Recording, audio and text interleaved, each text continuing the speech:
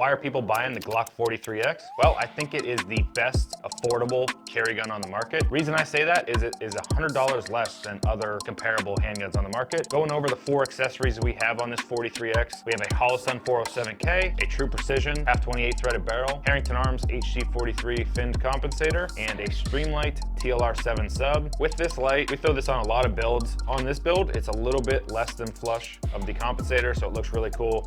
Has a nice rolling special vibe. With the 43X, you actually get a rail to mount a weapon light on here, which is nice.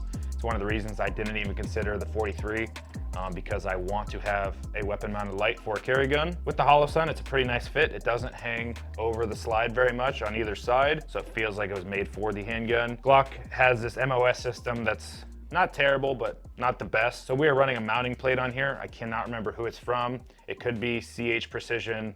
It could be another brand, I'm not exactly sure. We run True Precision on pretty much everything because it's one of the better barrels I've found for the price on the market. We actually sell them on the site as well. They just seem to be incredibly good. They hold good groupings, and for the price, you can't really beat them. I designed this compensator to have fins on it to kind of match the profile of the Glock 43. Looks really good, performs really well. It aids in both muzzle flip and felt recoil in the hand. So it's kind of the best of both worlds for a carry gun. Some of the downsides with the 43 are gonna be mag capacity. You only get 10 rounds from OEM. You can buy a Shield Arms mag that will give you 15, which is really nice. With this grip, it kind of has the perfect length. I can still do easy reloads without catching my skin on my finger here. It's very comfortable, it's the right size for me with my larger hands for a carry gun. So it's going to print a little bit more than like a standard 365, but for me, I never carry those guns anyway. So this is the perfect size for a carry gun. Fits my hands, it's not gonna print too bad. It's also really thin. So if you're wearing tight fitting clothing, you're not gonna see the gun as bad as you would with like a standard 320 that's gonna be a little bit thicker, or a Glock 19 for instance. One of the other things about this 43 is the mag release is pretty nice. It's more positive than some of the other handguns we have, so I can't complain too much. Even though there's a plastic mag, there's not a lot of friction or resistance when I drop the mag free. I also don't feel like I have to bottom out the mag release when I'm doing a reload. It's not a very hard spring, so I like it a lot. One thing I don't like about the 43 is the safety of the trigger. This little dongle thing that protrudes, it doesn't quite go flush with the face. So when you have your finger on the trigger, you feel this little piece of material digging into the center of your finger. It might be good for beginners with consistency, but for me, it's just kind of annoying when I pull the trigger. If I shoot this a lot, I'll have like a little spot on my finger. I might just sand this down or put an aftermarket trigger in it just because it's kind of annoying. But the trigger's really nice. It doesn't feel very heavy. It's pretty light. The brake is very clean, and the reset is very positive. Of course, Glock provides the factory plastic sights that aren't the best, but in this case, doesn't matter because I'm using a red dot, and I don't really care about suppressor height sights with an optic. I don't need it to co-witness.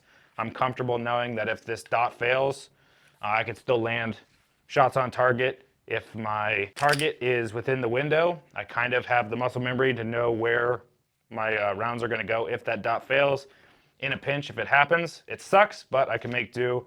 I don't really like that these sights can protrude up into your optic and take away from your view.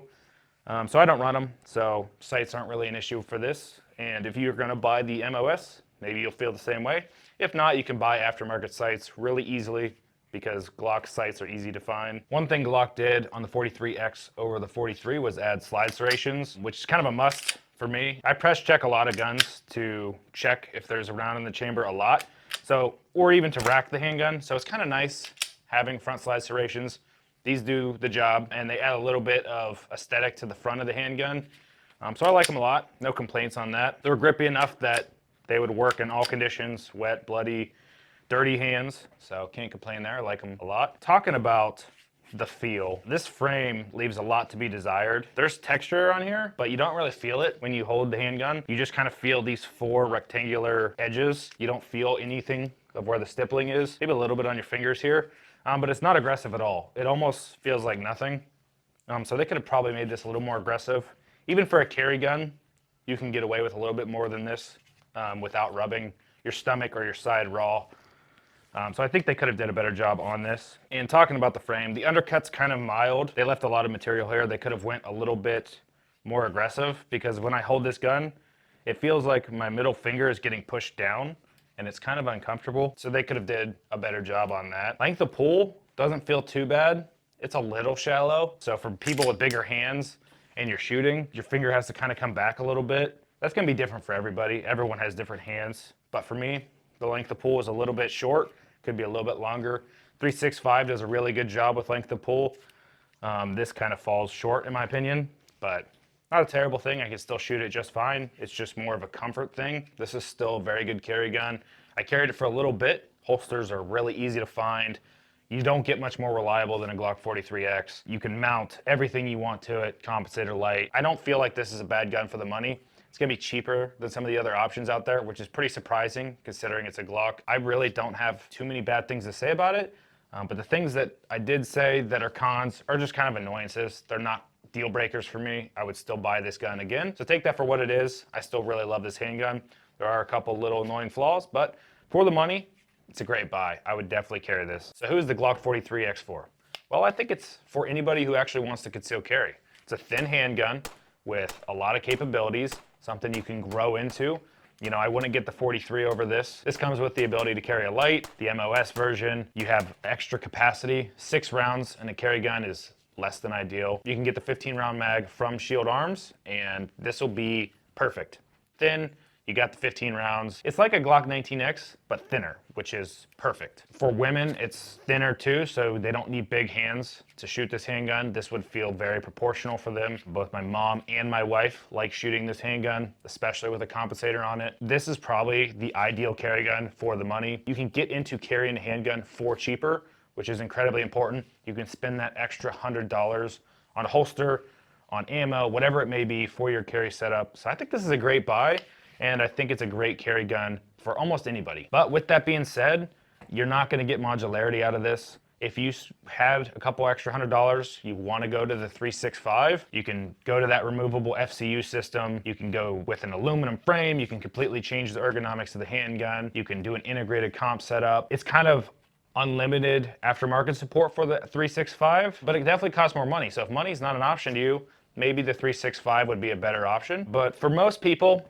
this is gonna be the ticket. Just kind of checks all the boxes for me, and probably for a lot of other people. So I think the 43X is the way to go. With all that being said, I'd like to see you guys drop some comments down below. What do you think of the 43X? Is it better than the 43? Is it better than the competition? If you guys enjoyed the video, we'd appreciate a like and subscribe. We'll see you next time.